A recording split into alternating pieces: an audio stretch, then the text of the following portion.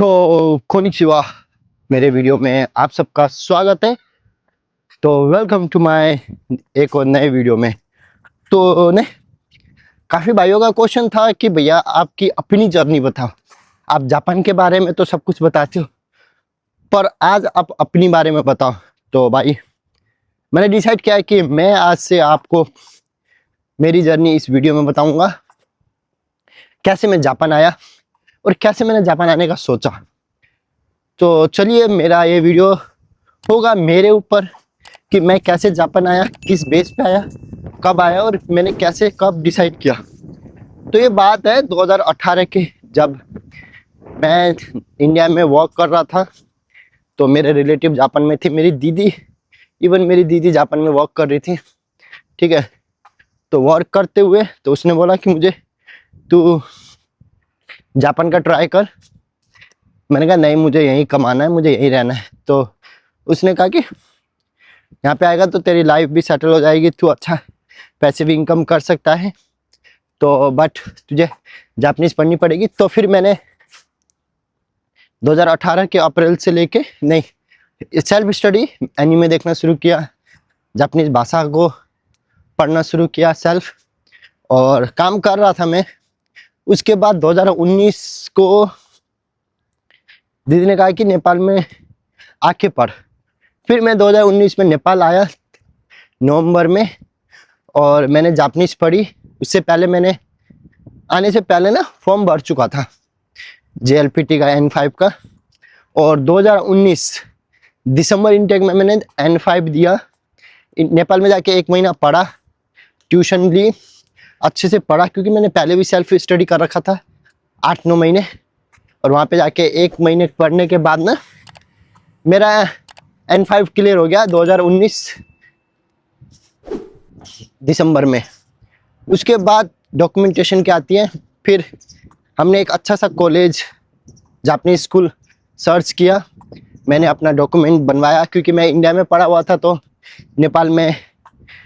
नेपाल से अप्लाई करने के लिए नेपाल में इक्विवेलेंट करना बहुत ज़रूरी है। पहले मैंने अपने डॉक्यूमेंट को इक्विवेलेंट किया।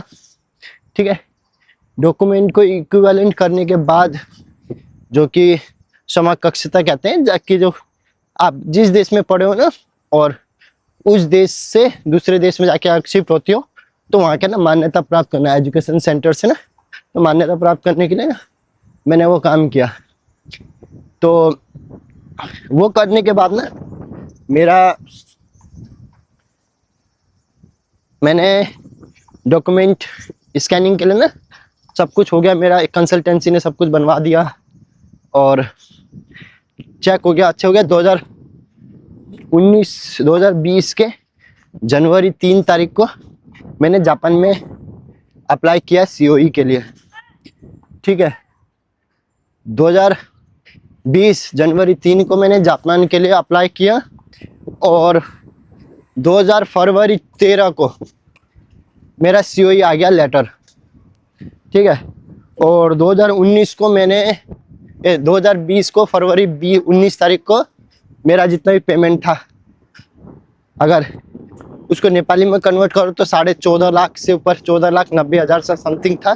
ठीक है, COE स्कूल फीस पे किया, और 23, 25, 26 तारीख को पेमेंट हुआ, और 28 या 27 फरवरी के पास जापान वालों ने कहा कि अब हम आपकी टिकट के लिए काम करेंगे, पर अभी टिकट महंगा है। तो करके ना मार्च 3 को मेरे जापान के लिए ना 10 अप्रैल की टिकट होगी 2020 में। तो मैं 2020 इनटेक में था जापान में। ठीक है, 2020 इनटेक में था, इसलिए मैंने 10 अप्रैल 2020 की टिकट करवा ली जापान में। उसके बाद ना क्या हुआ कि मार्च 22, 23, 24 मार्च को या फिर 22 मार्च को ना कोरोना लग गया, और हमारा ना टिकट कैंसिल हो गया। मुझे लगा कि चल 1 हफ्ते की बात है, अब 1 हफ्ते के लिए क्वारंटाइन लगा है।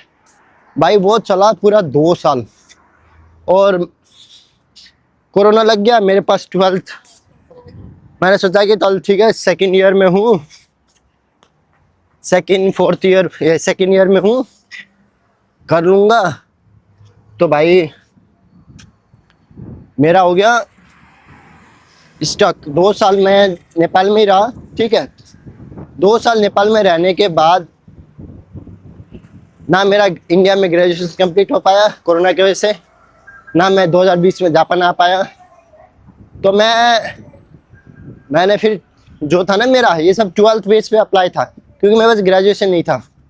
मैंने 12th बेस में अप्लाई किया और मैं 2022 10 अप्रैल की मेरी फ्लाइट थी और 2022 में मैं जापान में आया। सबसे पहले टोक्यो आया 11 तारीख को, 12 तारीख को, 3 पहले थाईलैंड, मलेशिया गए, थाईलैंड गए, फिर उसके बाद जापान आए, क्योंकि तो कोरोना का टाइम था ट्रांजिट में। तो साथ में 2022 में अप्रैल में आया मैं जापान। 2 साल पहले मैंने जापानीज लैंग्वेज पढ़ी, निहोंगो जिसको बोलते हैं। जापान में आपको जैसे हिंदी सीखनी है तो मैंने जापानीज सीखी ओकिनावा में। ओकिनावा एक आइलैंड है, जापान का सबसे बड़ा आइलैंड है, जो कि वर्ल्ड में सबसे सुंदर वो मानते हैं, क्या बोलते हैं, समुंदर मानते हैं उस जगह का। तो मैंने वहाँ से पढ़ाई की। उसके बाद फिर मैंने ना ओकिनावा में ना 2023 को मैंने टोक्यो आने का फैसला किया अपनी दीदी जिया जी के साथ रहने के लिए, और मैंने टोक्यो आया 2024 में। और टोक्यो आने के बाद ना मैंने सेनमोंगाक को पढ़ा यूनिवर्सिटी, जिसको वोकेशनल स्कूल भी बोलते हैं, जो कि वर्किंग के लिए ज़रूरी है जापान में। अगर आपको फुल टाइम एम्प्लॉय बनना है ना, you have to be graduate. नहीं, इसमें आपको ग्रेजुएट होना ही पड़ेगा। अगर ग्रेजुएट नहीं होगे तो आपको वापस जाना पड़ेगा, वापस मतलब कि अपने देश में। तो आपको जापान में वर्किंग करने के लिए सेनमोंगाक को जाना पड़ेगा। अगर आपने ग्रेजुएशन नहीं कर रखी, 12th बेस में है, तो मैं 12th बेस पे आया था, तो इसलिए मुझे ग्रेजुएशन करनी पड़ेगी, इसलिए मैं सेनमोंगाक को गया।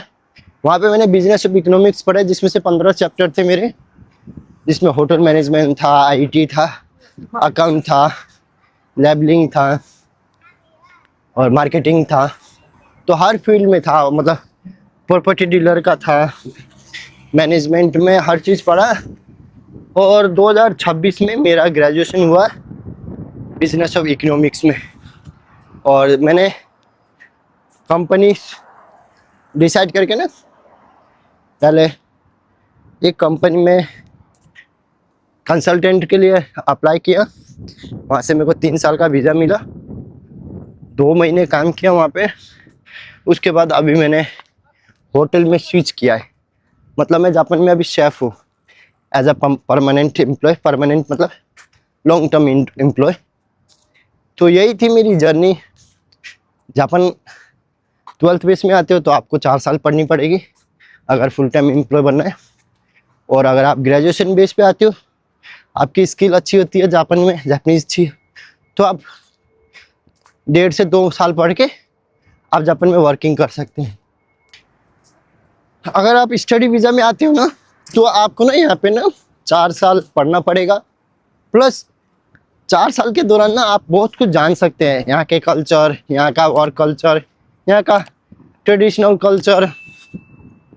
देखो, मैं नहीं कहता कि सस्ता पड़ता है, आपको मेहनत नहीं करनी पड़ेगी स्टडी वीज़ा में, क्योंकि स्टडी वीज़ा करते करते आपको पार्ट टाइम करनी पड़ेगी। पार्ट टाइम करते करते आपको अपना खर्चा निकालना पड़ेगा। सेविंग का तो मैं कह नहीं सकता, वो अपने ऊपर होता है कि आप कैसा काम करते हैं, कितना पे आउट में काम करते हैं, कितना अच्छा कमाते हैं, कितना नहीं कमाते, वो मैं नहीं बोलता। पर अगले 4 साल में जो आपका पे आउट होगा ना, जो वर्थ इट होगा, वो अलग ही मिलती है आपको रिटर्न। तो अच्छा है। अगर आप जापान में स्टडी वीज़ा में आते हो तो बहुत अच्छा है। एज अ वर्किंग आते हो, अगर IIT में हो तो और भी अच्छा है। और आप 12th में हो, इतना एवरेज स्टूडेंट हो, और आपको जापानीज लर्निंग करनी है, अच्छी करनी है, और नॉर्मल आप जितना पढ़े लिखे नहीं हो, आपके पास इतना पैसा नहीं है, तो आप 1 साल का फीस दे के यहाँ पे आके आप पार्ट टाइम करके अपना खर्च निकाल सकते हैं। हर चीज़ 4 साल मेहनत करोगे ना भाई, लाइफ चेंज हो जाएगी। बस आज के लिए इतना ही। ऐसे वीडियो देखने के लिए लक्ष्मण इन जापान को फॉलो करते रहिए, मेरे यूट्यूब चैनल को सब्सक्राइब करो, और ऐसे बारे में और अच्छी अच्छी वीडियो बनाते रहूँगा, इसलिए मेरे वीडियो को देखना मत भूलना। तो आज के लिए यहीं तक, सायनारा, बाय बाय।